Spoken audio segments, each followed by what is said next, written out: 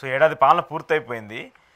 ఎందుకు సర్వే సంస్థలు అని నేను చెప్తున్నా అంటే గతంలో ఇలాంటి సర్వే సంస్థలు ఎవరికి తోచినట్టు వాళ్ళు మాట్లాడుతూ వచ్చారు. వాళ్ళకి ఇన్ని సీట్లు వస్తాయి, వాళ్ళు ఓడిపోతారంటే చెప్తూ వచ్చారు. సో అవన్నీ జరిగినాయి కాబట్టి ఆ జరిగినటువంటి నేపథ్యంలో ఇప్పుడు ఏడాది పాలనకు సంబంధించి కూడా కొన్ని రిపోర్ట్లు వస్తూ ఉన్నాయి. సో వాళ్ళు మాట్లాడినటువంటి మాటలు వైసీపీ గ్రాఫ్ కొంచెం పెరగటము, కూటమికి వ్యతిరేకంగా ఉండటము, ఒక 30-40 మంది ఎమ్మెల్యేల మీద చాలా వ్యతిరేకత ఉందని చెప్పటం, ఇవన్నీ ఎలా చూడాలి? అంటే గతంలో మేము సర్వేలు అవి చేసి చేతులు కాల్చుకున్న వాళ్ళం. ఒక్కొక్కరికి ఒక్కోసారి కాలితే ఒక్కోసారి వాళ్ళకి సక్సెస్ అవుతాయి, పట్టాలు వస్తాయి. ఉదాహరణ కేకే గారి సర్వే అది కరెక్ట్గా లాస్ట్ మూమెంట్లో ఒక మిరాకల్ లాగే జరిగింది.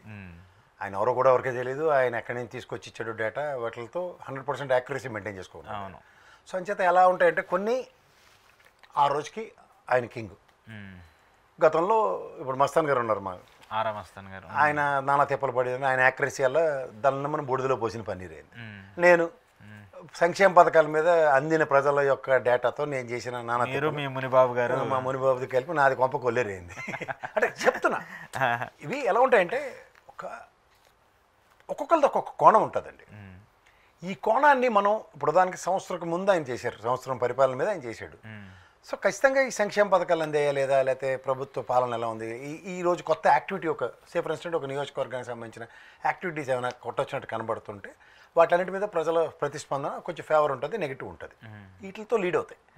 కానీ ఇప్పుడు ఏంటంటే 1 year సక్సెస్ నెరేషన్స్ ఆఫ్ ఈ గవర్నమెంట్ అనేది ఎవరికీ కనబడట్లేదు. ఫిజికల్ ఎవిడెన్స్ అన్నది ఎప్పుడైతే ఉంటుందో దాని మీద సర్వేలు ఎలా ప్రాబల్యం సంతరించుకుంటాయని చెప్పొచ్చు. మీరంటే 30-40 మంది 19 మంది మీద ఇది అందులో జనసేన బీజేపీ వాళ్ళు అంటే బీజేపీ వాళ్ళు అసలు ఎవరు పట్టించుకోమన్నారు. జనాలు జడ్డు వేదాలు కాబట్టి వాళ్ళకి ఓట్లు వేశారు. అసలు తెలుగుదేశం కనుక ఇలా ఆచ్ఛేదనం అయిపోతే వాళ్ళని ఎవ్వడూ పుష్టీకరించిన ఆంధ్రప్రదేశ్లో. మన కర్మకాలాలు నెత్తికెట్టుకుని తలా తోక లేని వాళ్ళు, దిక్కు దివానం లేని వాళ్ళందరినీ నెత్తికెక్కించుకుంటే వాళ్ళతో ఏమవుతుందంటే ఏమవుతున్నది ప్రతిసారి ప్రూవ్ అవుతూ ఉంటుంది. సో దాన్ని పట్టుకుని అది వీళ్ళ వల్ల అంటే ఆ సీట్లు పక్క తీయండి. ఇప్పుడు తెలుగుదేశం నుంచి 13 మందిని తీసుకెళ్లి జనసేన 21 స్ట్రైక్ రేట్ అంటే నిజమే. ఆ 13 మంది ఇటు తేల్చుకోలేక అటు అధిష్టానం మాట లేక ఇతర ఏళ్ళ మాట లేక ఆ త్రిశంకు సొరకులో ఉన్నారు కాబట్టి వాళ్ళది ఒక డిఫరెంట్ సర్వే ఉంటుంది. అవి ఎక్కువగా ఎంఫసైజ్ అవుతాయి. సో 13-9 అంటే అది ఖచ్చితంగా 20 పైచీలక. ఈ 20 సీట్ల మీద మనం ఎలా అన్నది నా అంచనా. ఇప్పుడు మీకు 2 బాసులు ఉన్నారు అనుకోండి, శల్యశైరాజ్యమే కదా, పనికొచ్చి పని ఏమైనా అవుతూ ఉంటుందా? అంతే కదా, ఇద్దరికే చెప్పాల్సి ఉంటుంది. ఇద్దరు చెప్పాలి, ఇది అవుతుంది. 13 మంది బాధ అదే కదా, తెలుగుదేశం నుంచి వచ్చిన వాళ్ళది. కరవమంటే కోపం, మింగమంటే కప్ప కోపం అన్న పరిస్థితి ఉంటుంది వాళ్ళకి. సో దాంతో ఏమవుతుందంటే అవి ఖచ్చితంగా సర్వేలకి లీడ్ అవుతూ ఉంటాయి. అది చూసి అది 20 పైచీలకి అన్నది సౌండ్ ఉంటుంటుంది. ఇదంతా ఒక ఎత్తి అయితే వీళ్ళ దరిద్రానికి కనుక రేపొద్దున జనగణన బీసీ గణన లెక్క అయిపోయిన తర్వాత జమిలీ అన్నాడంటే మాత్రం నరేంద్ర మోడీ వీళ్ళ పని సభకు నమస్కారం. ఎందుకంటే ఈ 1 year accumulated nonsense second year మీద ఇమ్మెన్స్ ప్రెషర్ పడిపోతుంది ఖచ్చితంగా. అందులో వాళ్ళు మీరు గమనించట్లేదు, మన మహానాడు నుంచి కొత్త పలుకులు మొదలయ్యాయి. ఈ పనికి మనలో ఏదో రాసి ఇచ్చినట్టు చదువుతున్నారు వాళ్ళు. ఇది ఆగస్టు నుంచి ఉచిత బస్సు, నెక్స్ట్ ఇదంతా అంటే ఖచ్చితంగా ఇది ఎలక్షన్స్కి బిఫోర్ అన్న గిమ్మిక్ అనేది తెలిసిపోతుంది. అది ప్లస్ 1 year ఎగ్జిస్టెన్స్ ఎగ్జిక్యూషన్ చాలా ఇంపార్టెంట్. సో ఇవి ఎప్పుడైతే బూమరంగ్ అవుతాయో it leads to ruckus. Expectations reach అవ్వట్లేదు అనుకోండి. ఇప్పుడు రేపు Amma Vodi it's biggest challenge for government. First thing ఏంటంటే మనకి బడ్జెట్లో దానికి ఫిగర్ అలొకేట్ చేయలేదు. వీళ్ళు చెప్పేస్తున్నారు జూన్ అని. అదే మండలంలో లోకేష్ గారు మాట్లాడిన 4 కరెక్షన్స్ కూడా అదే కదా, జూన్ వచ్చింది ఆల్రెడీ, ఏప్రిల్ మేలోనే ఇచ్చేస్తాం అన్నాడు ఆయన. జూన్ వచ్చింది, జూన్ మేము ఇచ్చేస్తాం. ఇవాళ కార్యాచరణ చంద్రబాబు గారు అడావడి స్టార్ట్ చేశారు. సో ఈ అడావడి యొక్క రిజల్ట్స్ ఎలా ఉంటుంది? సేఫ్ రిజిస్టర్ ఇద్దామన్నా సరే ఎక్కడి నుంచి తీసుకొస్తారు డబ్బులు? కొన్ని రోజులు ఇంకా స్కూల్స్ కూడా స్టార్ట్ అవ్వబోతున్నాయి. 12వ తారీఖు స్కూలే కదా, దాంతోనే కదా. ఓకే, పర్పస్ ఎక్కడ జస్టిఫై అవుతుంది? శ్రీపాడి పడిపోవాలి, వాళ్ళకి పడితేనే పిల్లలకి ఒక పైసా ఉపయోగం. ఏదైనా బట్టలు కొంటాము, ఏదో ఒకటి స్కూల్ బ్యాగులు కొంటాము, వాళ్ళకి కాదండి, వాళ్ళకి కాదు, వాళ్ళకి స్కూల్ గవర్నమెంట్ స్కూల్లో చదివిన పిల్లలందరికీ వస్తున్నాయి. ఎవరు చదువుతున్నారు సార్ ఇప్పుడు గవర్నమెంట్ స్కూల్లో? ఎంత చదువుతారు అన్నది మీరు తీసి పడేయకండి సార్. తీసి పడేయటం కాదు, అంత ప్రైవేటైజేషన్ చేసేసి ప్రైవేట్ పరంగా చేసినటువంటి అంశాలకి మళ్ళీ ప్రైవేట్ పిల్లలకు కూడా మళ్ళీ అమ్మఒడి వాటికి సంబంధించి వర్తిస్తున్నప్పుడు గవర్నమెంట్ స్కూల్లోనే చదివితేనే ఇస్తామన్నప్పుడు ఖచ్చితంగా చదివిస్తే బాధ్యత. అదేం చెప్పలే కదా, చెప్పట్లేదు. అదే వాళ్ళు రాజకీయం కోసం వాడుకుంటున్నారు, వీళ్ళు బిజినెస్ల కోసం చేసుకుంటూ ఉన్నారు. ఏది ఏం చేసుకున్నా సరే సార్, ఇప్పుడైతే నెత్తి మీద కత్తి ఉంది వాళ్ళకి, పేక మీద. ఆ కత్తిని కింద తీసుకుంటారా లేకపోతే కత్తితో కోయించుకుంటారో వాళ్ళే చెప్తారు. 2 రోజులు అయిపోయింది. ఇంక ఈ విధమైన ప్రాస్పెక్టివ్ డ్రైవ్లో వాళ్ళు గవర్నమెంట్ గుడ్ గవర్నెన్స్ అన్న మీద ఫోకస్ ఎక్కడ జరుగుతుంది? ఒక్క రాష్ట్రంలో ఏదైనా ఒక్క పథకం పోనీ సంక్షేమాలు పక్క తీద్దాం, 39 కోట్లు ఇచ్చా కంపలు కొట్టించడం తప్ప అమరావతిలో ఇంకేమైనా పనికొచ్చిన పని చేశారు మొత్తం ఓవరాల్గా స్టేట్ మీద చెప్పండి. ఇవాళ ఒక ఇండస్ట్రీ వచ్చిందో లేదంటే ఒక ఎంప్లాయ్మెంట్ క్రియేషన్ అయింది, 20 లక్షల ఉద్యోగాలు ఇస్తున్నారు. ఫస్ట్ ఇయర్ అయిపోయింది, 4 లక్షల మంది బేర్ మినిమం కదా. ఒక 1 lakh ఇచ్చారు, 19 lakhs పరిగెడదాం రా, లేదు కదా, ఏది కనబట్టలే కదా. దగ్గర 3 లక్షల పైసలకు ఉద్యోగాలు ఎత్తేసారు ఇప్పుడు. ఏది వాలంటీర్ వ్యవస్థ, ఏదో చిన్న గవర్నమెంట్ నుంచి 5,000 రూపాయలు వస్తున్నాయి కదా, ఆంధ్రప్రదేశ్ కావచ్చు, లేదంటే లిక్కర్ షాపులకు సంబంధించి అందరినీ తీసేశారు కదా. ఇప్పుడు అందరూ ఖాళీగానే తిరుగుతున్నారు. ఇప్పుడు వీళ్ళకి పునరావాస కార్యక్రమం ఇది. వీళ్ళని ఎత్తికి మళ్ళీ ఇంకా రేషన్ షాపుల్లో ఆటోలు నడుపుకునే వాళ్ళని కూడా ఎత్తేసారు. సో వీళ్ళందరిది అక్యుములేటెడ్ నాన్ సెన్సే కదా ఖచ్చితంగా. సో ఈ 1 yearలో ప్లాన్ ఆఫ్ యాక్షన్ ఇది. ఇప్పుడు నీకు ఈ ఉపాధి పోయింది, ఇంకో ఉపాధి క్రియేట్ చేస్తేనే కదా ప్రభుత్వం మంచి పని చేస్తుందని చెప్తాడానికి అవకాశం లేకుండా.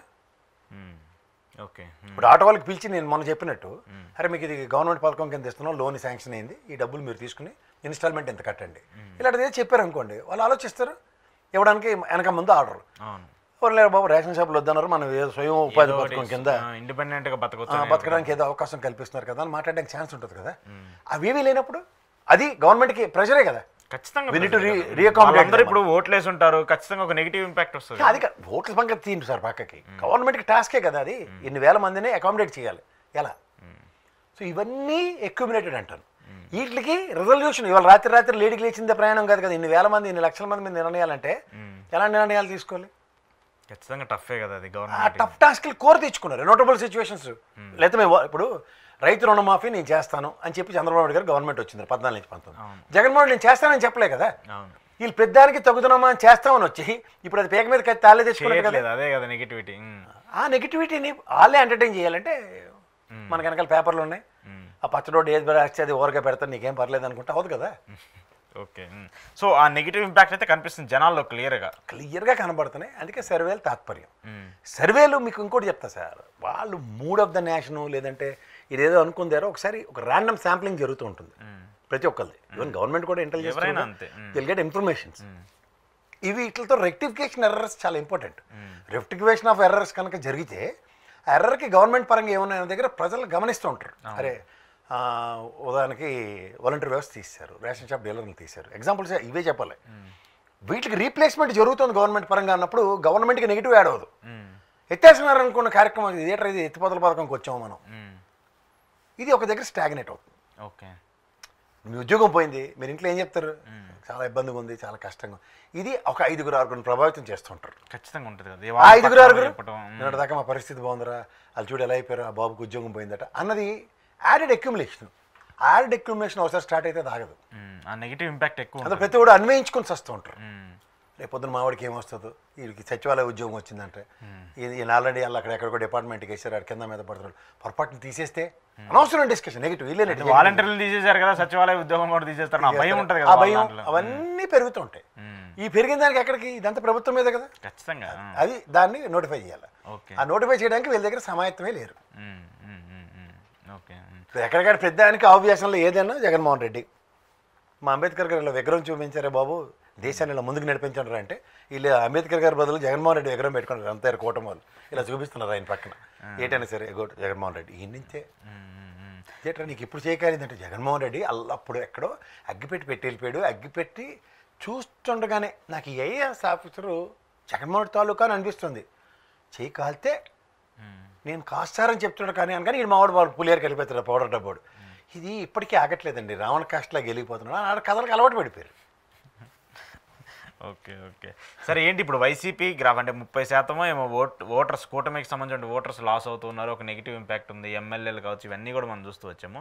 వైసీపీ కొంచెం బౌన్స్ బ్యాక్ అవుతుంది, వాళ్ళు తెచ్చినటువంటి పథకాలు కావచ్చు అవన్నీ కూడా ప్రజలు మళ్ళీ అవి ఉంటే బాగుండేది, వాలంటీర్ సిస్టమా సచివాలయం అంటారా, కొన్ని విషయాలు వ్యాన్లు కావచ్చు ఇవన్నీ కూడా రెక్టిఫై అవుతుంది, వాళ్ళందరూ కూడా అలాంటి పథకాలను కంటిన్యూ చేస్తే బాగుంటుందని చెప్పేసి చెప్తూ ఉన్నారు. సార్ మీకు మళ్ళీ చెప్తున్నా, ఇవాళ ఉన్న 2 రాజకీయ పార్టీలు, ఒకటి కాంగ్రెస్ తెలుగుదేశం అనుకోండి, ఒకటి వైఎస్ఆర్సీపీ అనుకోండి, వీళ్ళిద్దరి దగ్గర బేర్ మినిమం 40% ఓటు బ్యాంక్ స్థిరంగా ఉంది. ఇద్దరికి మిగిలింది 20%.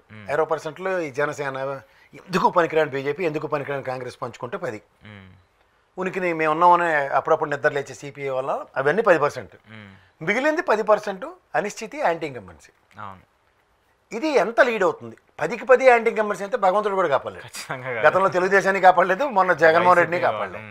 సో రిమైనింగ్ అన్న దగ్గర ఈ 10%ని గేమ్ చేయడంలో సక్సెస్ అయింది కూటమి, ఏది తెలుగుదేశం. ఎటైనా మిమ్మల్ని మా దొడ్లో కట్టుకుంటాం, మీరు అలా ఉండండి, గడ్డ మనతో పాటు కలు గంజ తోదాం అందరికి వీళ్ళకి ఇష్టమే. ఆ బీజేపీ అయితే ముందు రెడీగా ఉంటాడు, నేను ఏం పర్లేదు మీరు ఎలాగోలో నన్ను కాపాడండి, తిట్టుకున్నా కొట్టుకున్నా పైన మీరు నరేంద్ర మోడీ గారితో గెలుచుకోండి, మేమైతే మీకు ఊడిగం చేయడానికే ఉంటామని ఇక్కడ ఆంధ్రప్రదేశ్లో ఉంటారు.